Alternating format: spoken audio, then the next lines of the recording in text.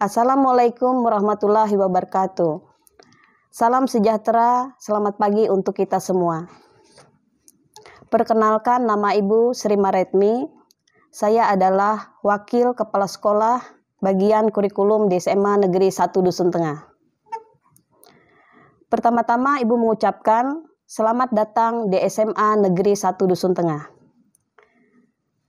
Seperti yang kita ketahui, tujuan siswa bersekolah adalah untuk belajar.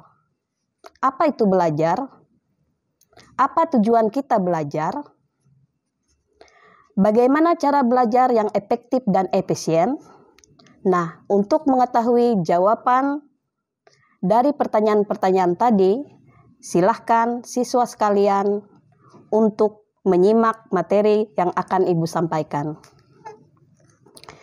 Ibu akan mulai dari pengertian dari cara menurut KBBI atau Kamus Besar Bahasa Indonesia.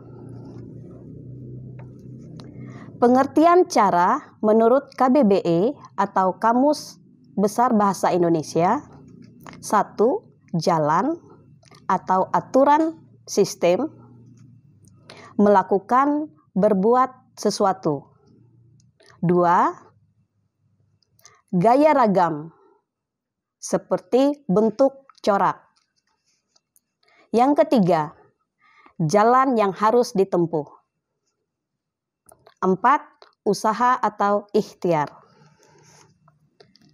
Pengertian belajar adalah suatu proses atau upaya yang dilakukan setiap individu untuk mendapatkan perubahan tingkah laku, baik dalam bentuk pengetahuan, keterampilan, sikap, dan nilai positif sebagai suatu pengalaman dari berbagai materi yang telah dipelajari.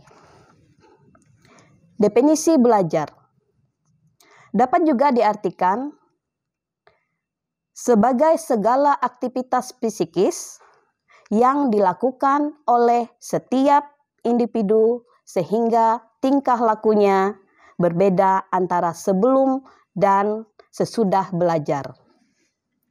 Perubahan tingkah laku atau tanggapan karena adanya pengalaman baru, memiliki kepandaian atau ilmu setelah belajar dan beraktivitas berlatih.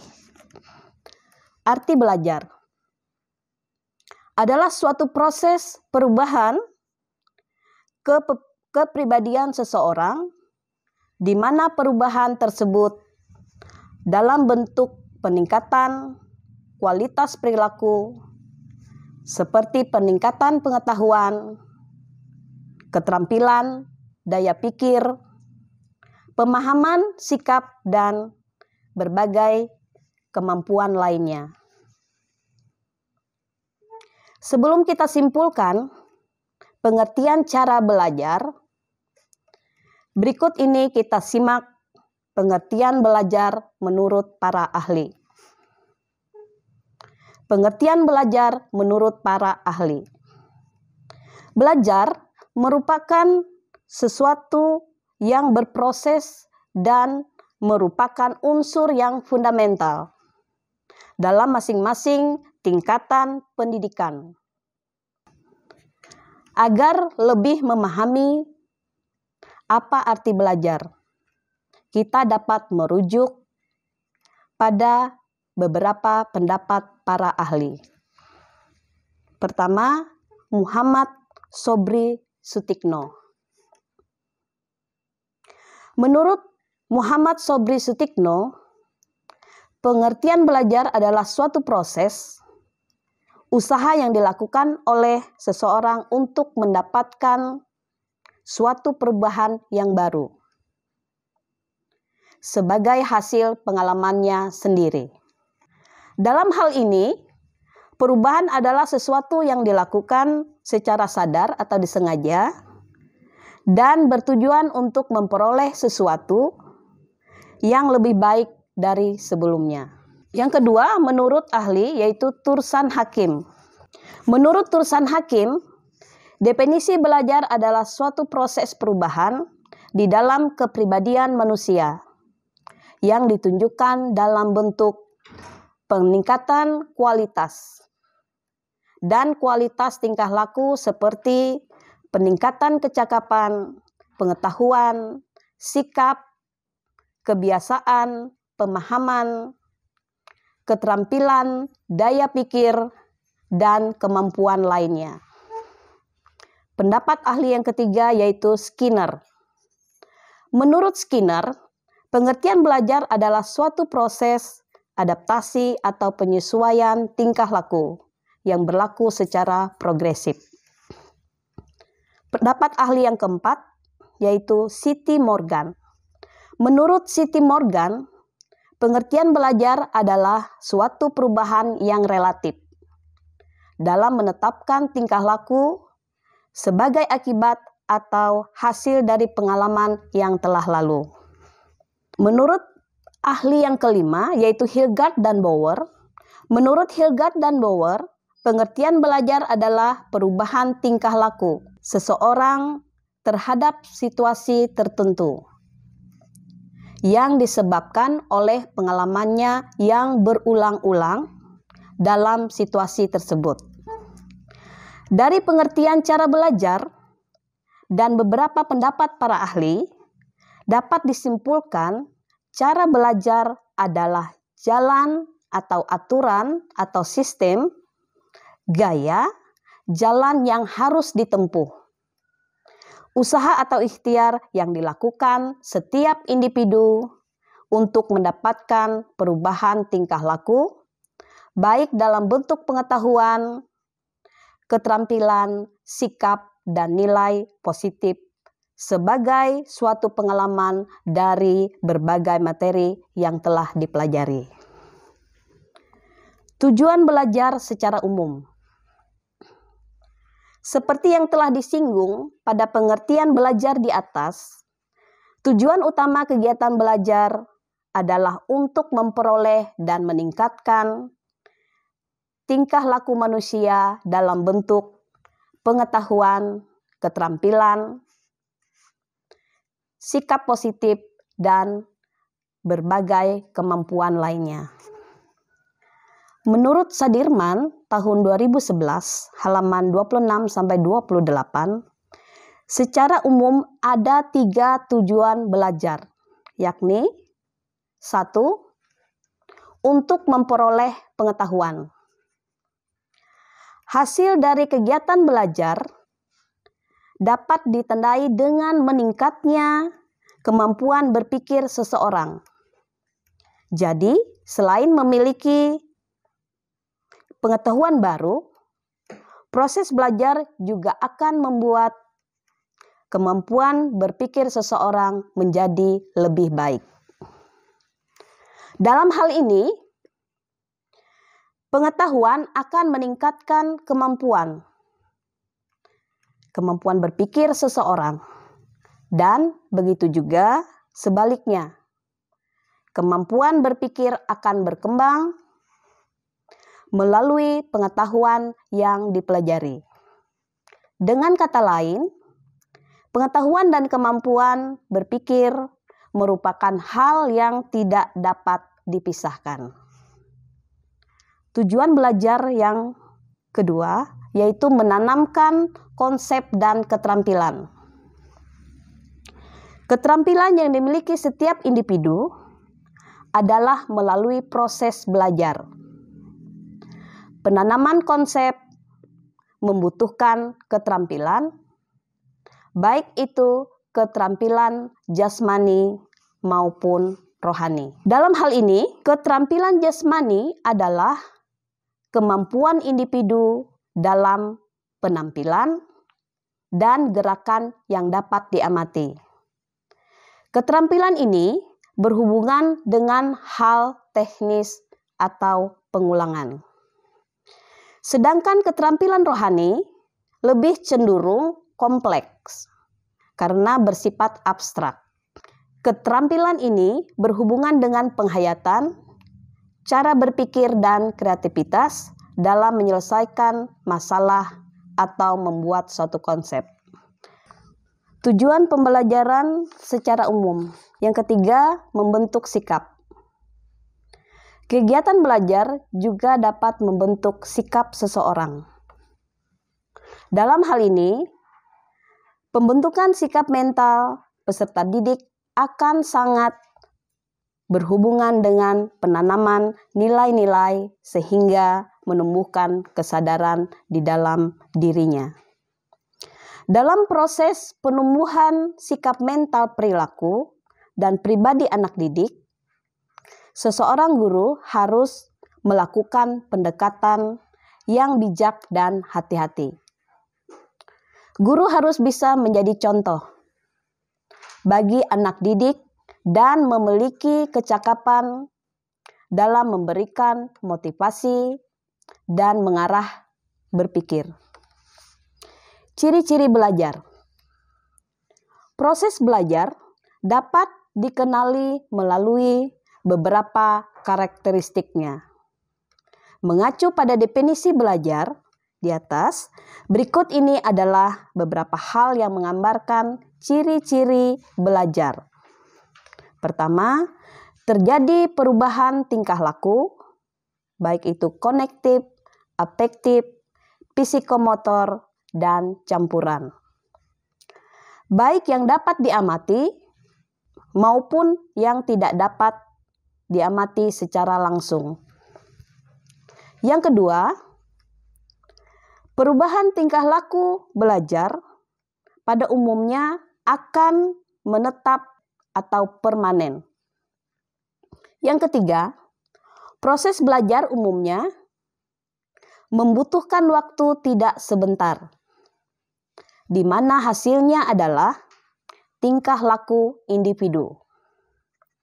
Yang keempat, beberapa perubahan tingkah laku yang tidak termasuk dalam belajar adalah karena hipnosa, proses pertumbuhan, kematangan, hal gaib, mujizat, penyakit, ataupun kerusakan fisik. Dan yang kelima adalah proses belajar dapat terjadi dalam interaksi sosial di suatu lingkungan masyarakat di mana tingkah laku seseorang dapat berubah karena lingkungannya. Menurut Slameto, ciri-ciri perubahan tingkah laku sebagai hasil dari proses belajar adalah 1. Perubahan terjadi secara sadar. Yang kedua, bersifat menetap atau kontinu dan fungsional. Yang ketiga, bersifat positif dan aktif, memiliki tujuan dan terarah, meliputi segala aspek tingkah laku individu. Jadi, dapat disimpulkan bahwa ciri-ciri belajar adalah adanya perubahan yang terjadi secara sadar, di mana tingkah laku seseorang menjadi lebih baik dan sifatnya menetap sebagai hasil dari latihan dan pengalaman.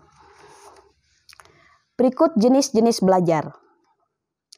Setidaknya ada 8 jenis belajar yang dilakukan oleh manusia. Adapun jenis-jenis belajar adalah sebagai berikut. 1. Belajar rasional, yaitu proses belajar menggunakan kemampuan berpikir sesuai dengan akal sehat atau logis dan rasional untuk memecahkan masalah. 2. Belajar abstrak, yaitu belajar menggunakan berbagai cara berpikir abstrak untuk memecahkan masalah yang tidak nyata.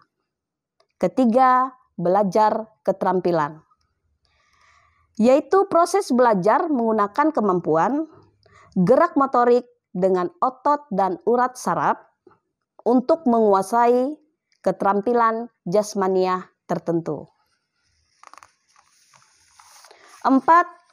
Belajar sosial, yaitu proses belajar memahami berbagai masalah dan cara penyelesaian masalah tersebut. Misalnya masalah keluarga, persahabatan, organisasi, dan lainnya yang berhubungan dengan masyarakat.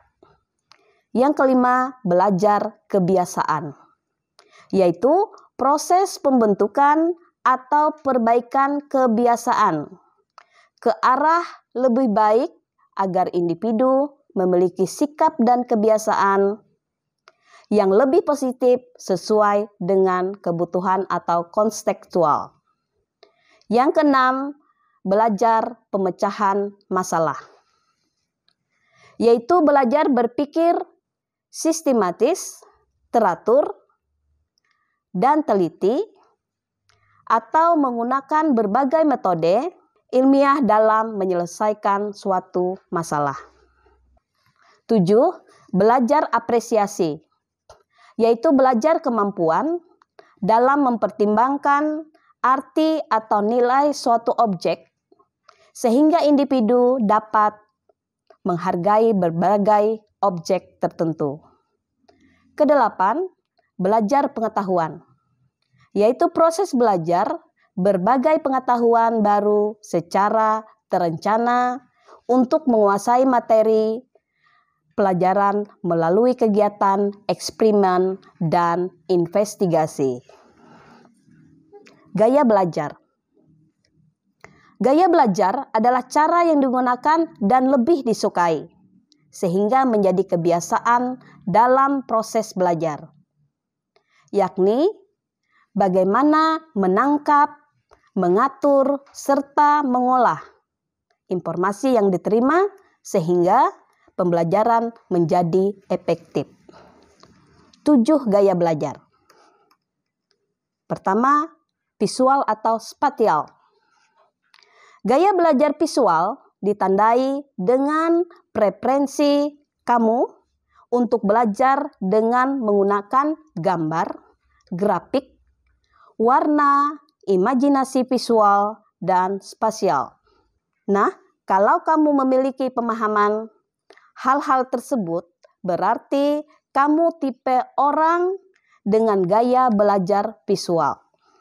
Misalnya saja, kamu punya sense yang baik saat membaca peta atau mengikuti instruksi sesuai dengan gambar. Jika kamu merasa nyaman belajar dengan gaya ini, maka media belajar yang cocok adalah mengembangkan mind map, menggunakan flashcard bergambar, atau melalui video. Mulailah membuat catatan dengan warna yang menarik dan beberapa contoh gambar, agar kamu bisa melatih kreativitas dan belajar dengan efektif. Atau kamu bisa berlangganan ruang belajar yang menyajikan video belajar dan rangkuman dalam bentuk infografis menarik. Cocok deh untuk kamu dengan gaya belajar secara visual. Kedua, aural auditory.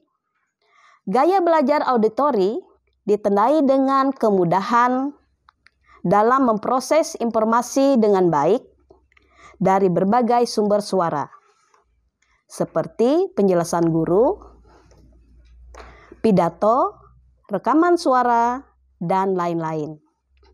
Biasanya, orang yang cocok dengan gaya belajar aural atau auditory ini lebih senang mendengarkan materi di kelas atau duduk diam mendengarkan audiobook.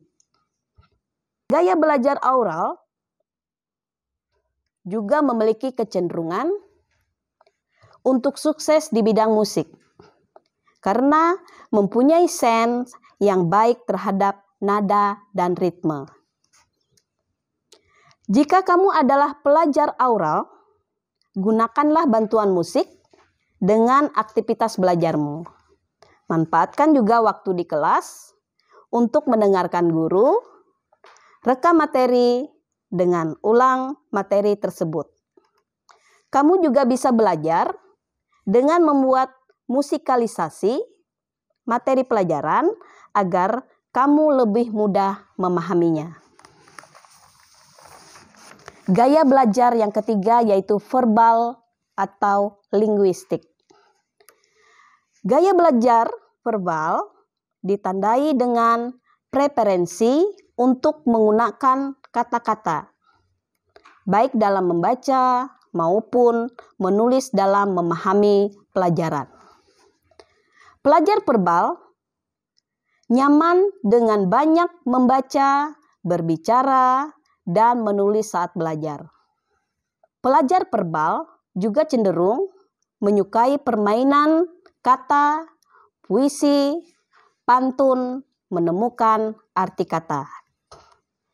Jika kamu adalah pelajar verbal, cari berbagai cara untuk selalu mengaitkan materi pelajaran dengan tujuan dan bacaan.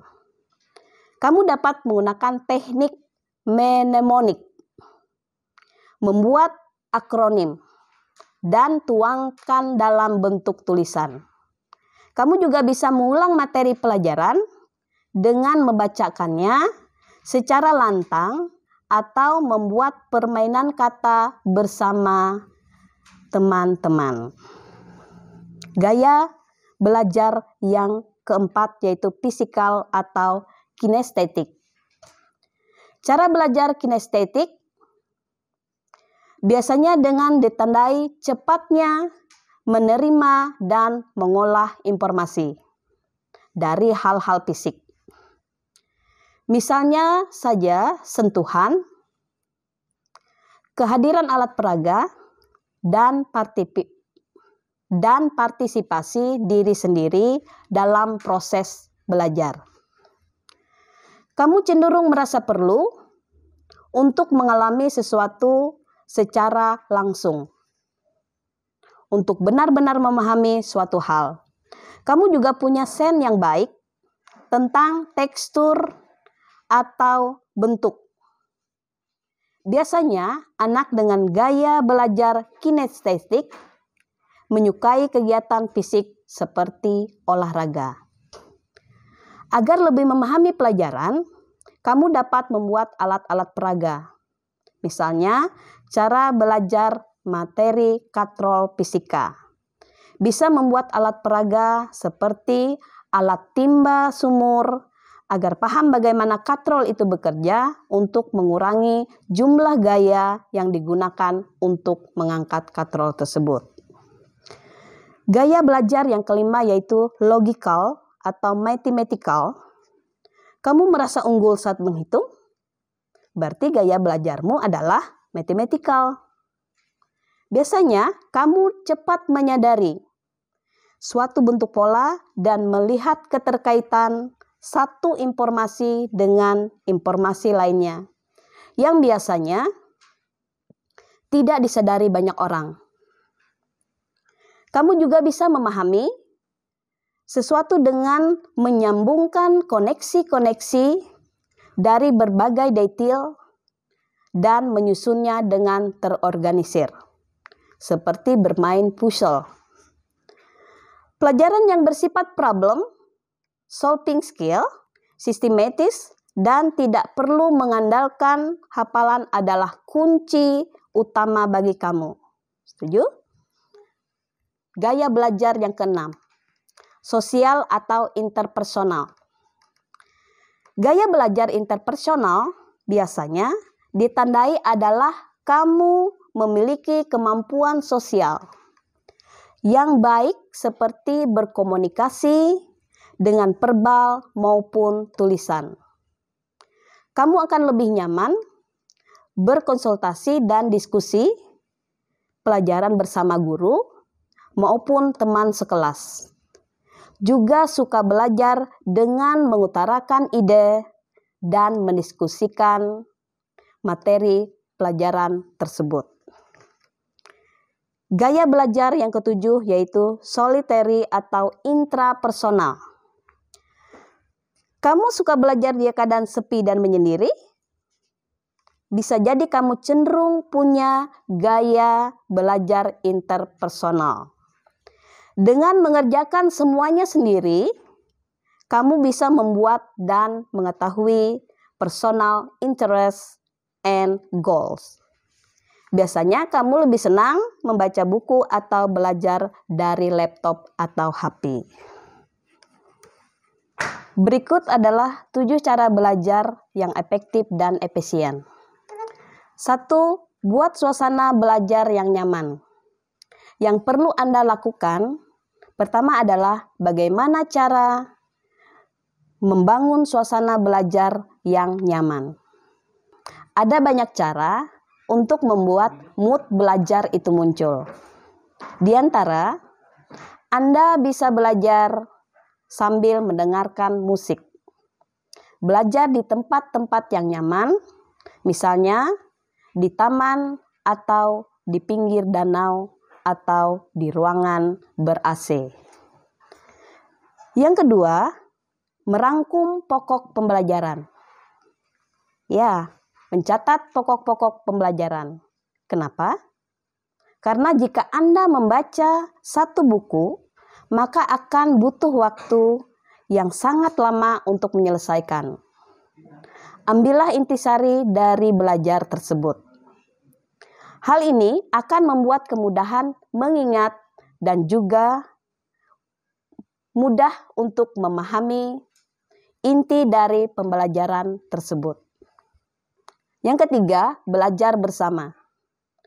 Metode ini seringkali dikatakan metode yang paling efektif karena dalam suasana belajar berkelompok yang cukup santai, otak menjadi lebih rileks menerima pembelajaran ataupun materi yang akan diserap. Selain itu, hal-hal yang belum diketahui akan lebih mudah diselesaikan dengan bekerja sama. Maka sangat dianjurkan untuk belajar bersama untuk menghadapi ujian. Keempat, metode mempersingkat atau memodifikasi menyerupai nama sesuatu. Metode ini digunakan bagi beberapa orang yang kesulitan dalam menghafal dengan cara menggunakan nama-nama yang hampir mirip untuk mengingat materi. Ini sangat efektif digunakan dan otak sangat mudah mengingatnya. Yang kelima, belajar dengan praktik. Belajar sambil praktik adalah hal yang sangat efektif. Ya, cara belajar ini juga membuat Anda tidak merasa bosan. Misalnya pelajaran IPA. Seperti botani atau vertebrata. Kita bisa belajar sambil mengamati tumbuh-tumbuhan, hewan, apapun itu. Dengan itu kita bisa membuat sebuah acara belajar menjadi lebih asik. Yang keenam, belajar rutin tapi jangan lama. Dengan belajar, Anda akan semakin mudah untuk mengingat hal yang sudah Anda pelajari. Yang perlu Anda lakukan adalah belajar rutin, bukan terlalu lama belajar. Seperti belajar saat pagi 45 menit, siang 25 menit, sore 50 menit, dan malam 1 jam atau 60 menit. Cara ini sangat efektif dan pikiran juga akan tetap dalam keadaan rileks daripada harus belajar terlalu lama. Yang ketujuh, mengerti bukan menghafal. Ya, yang paling sering dilakukan oleh siswa ataupun mahasiswa ketika ingin menghadapi ujian adalah menghafal. Sebenarnya tidak salah, cuman kurang efektif. Untuk lebih efektifnya adalah mengerti teorinya. Maka dengan sendirinya atau kita ingat ketika ujian. Kalau Anda masih dalam metode belajar dengan menghafal, sangat disarankan untuk pindah ke metode mengerti materi. Sebelum Ibu mengakhiri materi mengenai cara belajar, Ibu akan memberikan tugas kepada siswa sekalian.